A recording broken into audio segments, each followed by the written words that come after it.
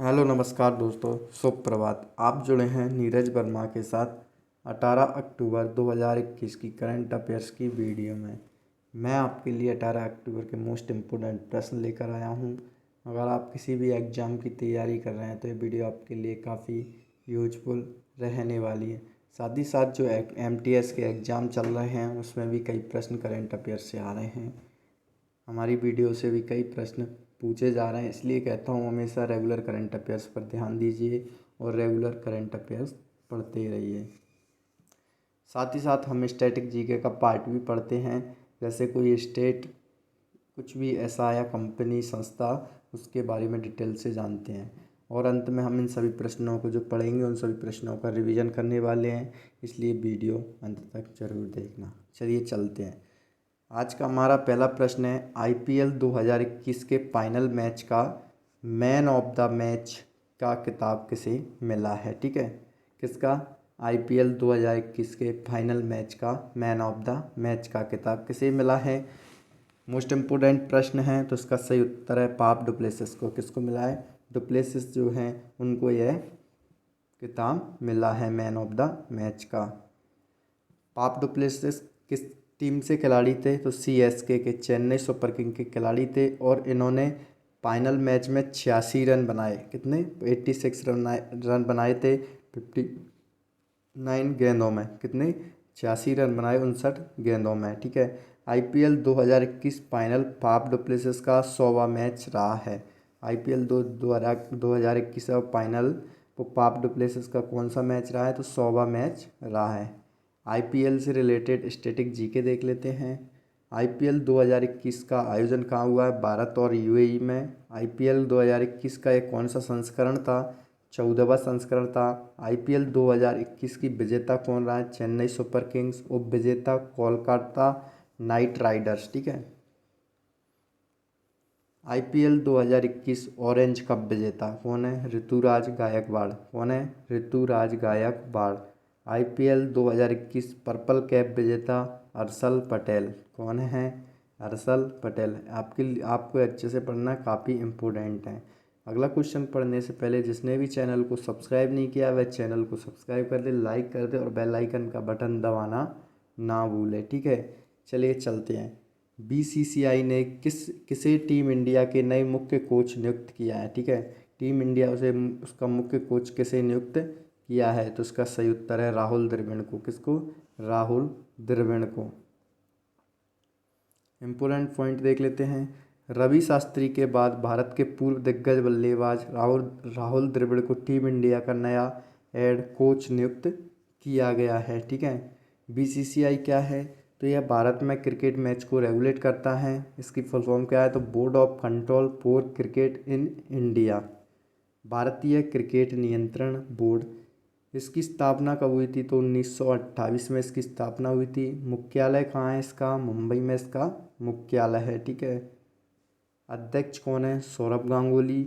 और सचिव कौन है? तो अमित शाह के जो बेटे हैं जय शाह, वो सचिव हैं। अगला प्रश्न है हमारा, ग्लोबल हेड हैंड वॉशिंग दिवस 2021 कब सेलिब्रेट किया गया? कौन सा दिवस? ग्लोबल हैंड वॉशिंग दिवस। तो 15 अक्टूबर को सेलिब्रेट किया गया। कब? 15 अक्टूबर को ग्लोबल हैंड वॉशिंग दिवस 2021 सेलिब्रेट किया गया। ठीक है, इम्पोर्टेंट पॉइंट, साबुन से हाथ धोने के तरीकों और लाभों को बताने के लिए जनता को शिक्षित करने के लिए हर साल या 15 अक्टूबर को ग्लोबल स्तर पर मनाया जाता है हैंड वॉशिंग डे। 2021 की थीम क्या रही है? तो 2021 की थीम है हमारा भविष्य हाथ में है, आइए एक साथ आगे बढ़ें। क्या रहा है? हमारा भविष्य हाथ में है, आइए एक साथ आगे बढ़ें, ये इसकी थीम रही। ठीक है, अगला प्रश्न देखते हैं। संयुक्त राष्ट्र जैव विविधता शिखर सम्मेलन 2021 का आयोजन किस देश में हुआ? किसका? संयुक्त राष्ट्र जैव विविधता शिखर सम्मेलन 2021 का आयोजन किस देश में हुआ? जिसका सही उत्तर है चीन। कहाँ पर हुआ है जैव विविधता शिखर सम्मेलन 2021 का आयोजन? तो चीन में। इम्पोर्टेंट प्रश्न है, इम्पोर्टेंट पॉइंट पढ़ लेते हैं। Living in harmony with nature के 2050 के लक्ष्य लेकर चीन में जैव विविधता का वर्चुअल महासम्मेलन शुरू हुआ है। इस सम्मेलन में क्या रखा है? तो इस सम्मेलन में जो जैव विविधता उसकी रक्षा करना, महत्वाकांक्षी लक्ष्यों, जवाबदेही सहित कार्यान्वयन तंत्र सुनिश्चित करने के लिए अंतिम बातचीत और फंडिंग की आवश्यकता पर इसमें चर्चा हुई। अगला पॉइंट है, चीन पहली बार पर्यावरण शिखर सम्मेलन की मेजबानी कर रहा। ठीक है, ये पॉइंट आपके लिए इम्पोर्टेंट है। ये क्वेश्चन पूछा जा सकता है कि पर्यावरण शिखर सम्मेलन की मेजबानी किस देश ने पहली बार की है? तो चीन ने। आपके लिए एक इम्पोर्टेंट प्रश्न है और इसमें से ही निकल के आया, तो आपको उस पर ध्यान देना ही है। ठीक है, और यह प्रकृति के लिए एक महत्वाकांक्षी सौदे को प्राप्त करने के उनके इरादों को संकेत देगा। ठीक है, टॉप 5 सम्मेलन। अंतर्राष्ट्रीय जलवायु शिखर सम्मेलन 2021 की मेजबानी कौन करेगा? भारत करेगा। वित्तीय स्थिरता और विकास परिषद की 24वीं बैठक की अध्यक्षता किसने की? निर्मला सीतारमण ने। अगला है, छठे पूर्वी आर्थिक मंच की मेजबानी रूस ने की। 13वें ब्रिक्स शिखर सम्मेलन 2021 की मेजबानी भारत। G20 शिखर सम्मेलन 2023 की मेजबानी कौन करेगा? तो भारत करेगा। ठीक है, इम्पोर्टेंट पॉइंट्स हैं, अच्छे से आपको ध्यान से पढ़ना है। अगला प्रश्न है हमारा, केंद्रीय गृह मंत्रालय ने किस सशस्त्र बल के अधिकार क्षेत्र को बढ़ा दिया है? इम्पोर्टेंट पॉइंट है कि केंद्रीय गृह मंत्रालय ने किस सशस्त्र बल के अधिकार क्षेत्र को बढ़ा दिया है? तो सीमा सुरक्षा बल BSF। किसके? BSF का जो क्षेत्र है, उस क्षेत्र अधिकार क्षेत्र था, उसको बढ़ा दिया गया है। इम्पोर्टेंट पॉइंट, केंद्रीय गृह मंत्रालय ने सीमा सुरक्षा बल जो BSF है उसके अधिकार क्षेत्र को बढ़ा दिया है। अब BSF के जो अधिकारी होंगे उनको गिरफ्तारी, तलाशी और जब्ती की शक्तियां दी गई। मतलब वो किसी को भी गिरफ्तार कर सकती हैं, तलाशी ले सकते हैं और जब्ती कर सकती हैं। ठीक है, BSF अधिकारी पश्चिम बंगाल, पंजाब और असम में गिरफ्तारी और तलाशी ले सकेंगे। ओनली 3 स्टेट में इनके अधिकार क्षेत्र को बढ़ाया है। कहाँ पर? पश्चिम बंगाल में, पंजाब में और असम में। अगला पॉइंट है, BSF के अधिकार जो है 3 राज्यों में बांग्लादेश और पाकिस्तान बॉर्डर से 50 किलोमीटर जो देश के अंदर है वहाँ तक यह कार्रवाई कर सकेंगे, और इससे पहले यह दायरा 15 किलोमीटर था। कितना था? 15। अब कितना कर दिया? 50। साथ ही जो 5 उत्तर पूर्वी राज्य हैं, मणिपुर, मिजोरम, त्रिपुरा, नागालैंड और मेघालय समेत गुजरात में BSF की कार्रवाई का दायरा जो है 80 किलोमीटर से घटाकर अब 50 किलोमीटर तय किया गया है। मतलब जहाँ पहले कम था वहाँ बढ़ाया गया, और जहाँ ज़्यादा अधिक था वहाँ कम कर दिया गया है। ठीक है, BSF क्या है? BSF के बारे में पढ़ते हैं। बॉर्डर सिक्योरिटी फोर्स, सीमा सुरक्षा बल। इसकी स्थापना कब हुई? 1 दिसंबर 1965 को। कब? 1965 को। मुख्यालय कहाँ है? नई दिल्ली में है। महानिदेशक कौन है? पंकज कुमार सिंह। मोटो क्या है इसका? तो जीवन पर्यंत कर्तव्य इसका जो है मोटो है। अगला प्रश्न पढ़ते हैं,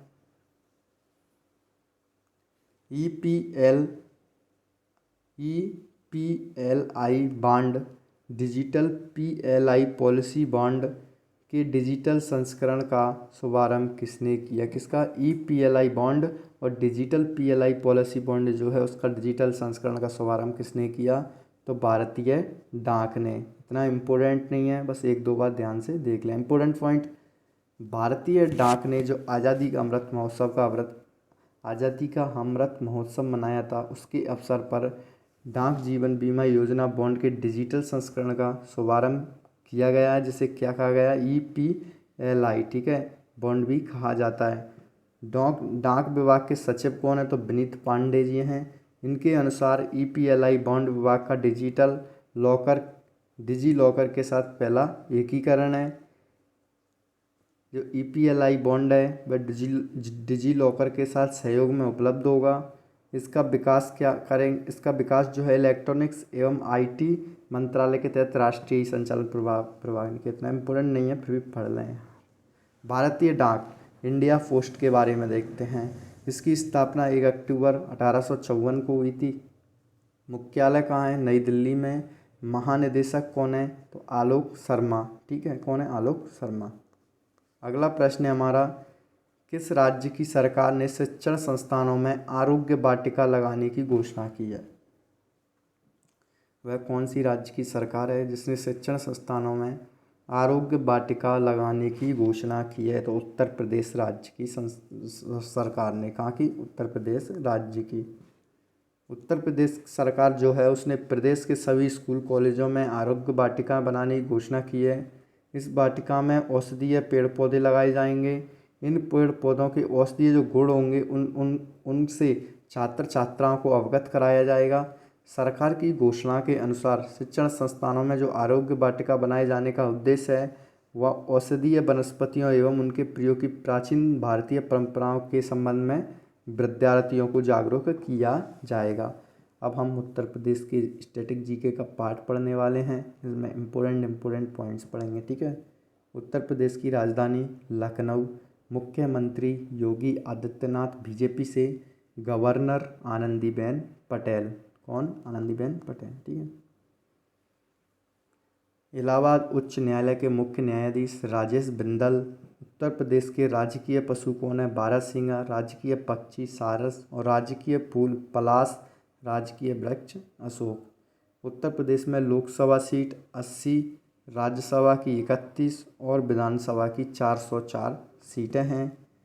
उत्तर प्रदेश का एक पड़ोसी देश नेपाल।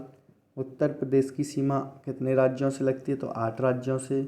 उत्तराखंड, हिमाचल प्रदेश, हरियाणा, राजस्थान, मध्य प्रदेश, छत्तीसगढ़, झारखंड और बिहार, ठीक है। दिल्ली को अगर मिला दें तो उत्तर प्रदेश की जो सीमा है 9 पड़ोसी राज्यों से लगती है, ठीक है। लेकिन अभी जो है दिल्ली को पूर्ण राज्य का दर्जा प्राप्त नहीं हुआ है। उत्तर प्रदेश के प्रमुख लोक नृत्य कर्मा, सैला, टडिया, गरकरई, चोलर, लट्टमार, दीवारी, घोड़ा, कार्तिक, दुरिया, राई, पाईडंडा, दीप, ख्याल, मयूर, झूला, चरकुला, जोगनी और चपेली। इसमें से आप इम्पोर्टेंट देख के याद कर लें।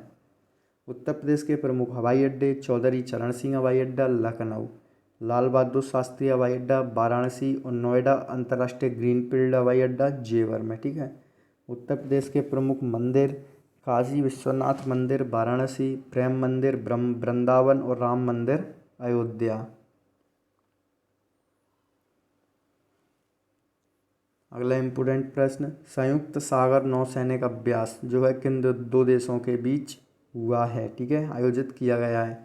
तो रूस और चीन के बीच। कौन सा? संयुक्त सागर नौसैनिक अभ्यास। इम्पोर्टेंट पॉइंट, चीन और जापान के बीच संयुक्त सागर 2021 का नौसैनिक अभ्यास आयोजन हो रहा है।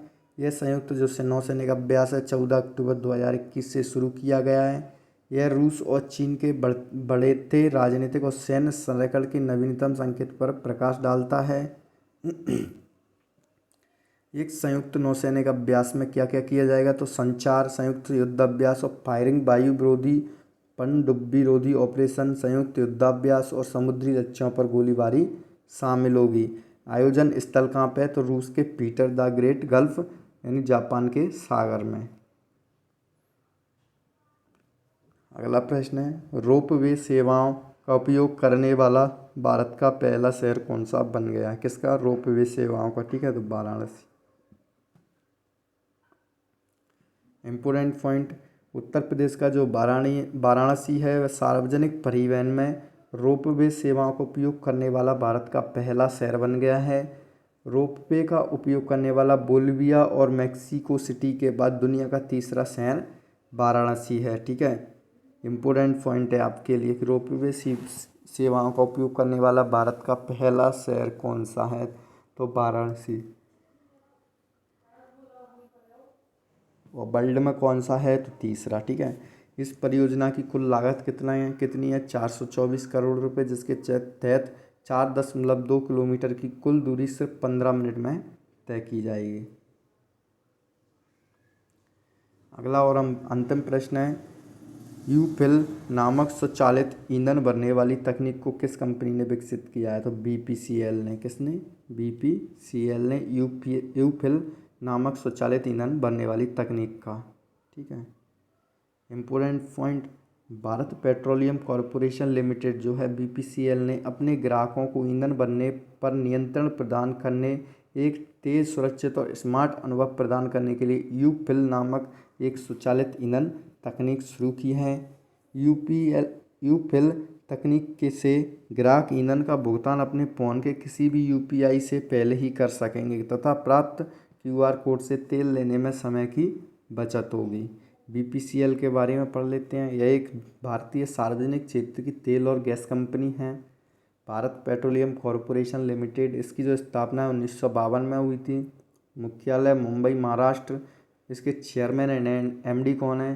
तो अरुण कुमार सिंह। रिवीजन कर लेते हैं एक बार सभी प्रश्नों का।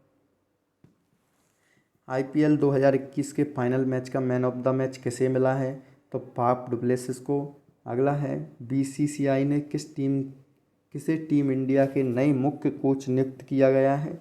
तो राहुल द्रविड़ को। अगला है, ग्लोबल हैंड वॉशिंग दिवस कब सेलिब्रेट किया गया? 15 अक्टूबर को। अगला प्रश्न हमारा, संयुक्त राष्ट्र जैव विविधता शिखर सम्मेलन 2021 का आयोजन किस देश में हुआ है? तो चीन में। अगला प्रश्न है, केंद्रीय गृह मंत्रालय ने किस सशस्त्र बल के अधिकार क्षेत्र को बढ़ा दिया है? तो सीमा सुरक्षा बल बीएसएफ के। अगला प्रश्न है, EPLI bond digital PLI policy bond के डिजिटल संस्करण का शुभारंभ किसने किया? भारतीय डाक ने। अगला है, किस राज्य की सरकार ने शिक्षण संस्थानों में आरोग्य वाटिका लगाने की घोषणा की है? तो उत्तर प्रदेश। अगला है, संयुक्त सागर नौसैनिक अभ्यास 2021 किन दो देशों के बीच आयोजित हुआ है? रूस और चीन।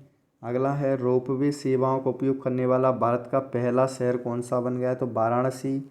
यूपिल नामक स्वचालित ईंधन बनने वाली तकनीक को किस कंपनी ने विकसित किया है? तो बीपीसीएल ने। आज के जितने भी हमारे करंट अफेयर्स के मोस्ट इम्पोर्टेंट प्रश्न थे, हमने सभी प्रश्नों को अच्छे से पढ़ लिया है, समझ लिया है, ठीक है, और साथ ही साथ याद भी कर लिया है। साथ ही साथ हमने स्टैटिक जीके का क्वेश्चंस भी पढ़ लिए हैं, स्टेट वगैरह के, ठीक है। अच्छे से पढ़ते रहिए। मिलते हैं अगली वीडियो में कल, ठीक है। जय हिंद, जय Bharat. Thanks for watching this video.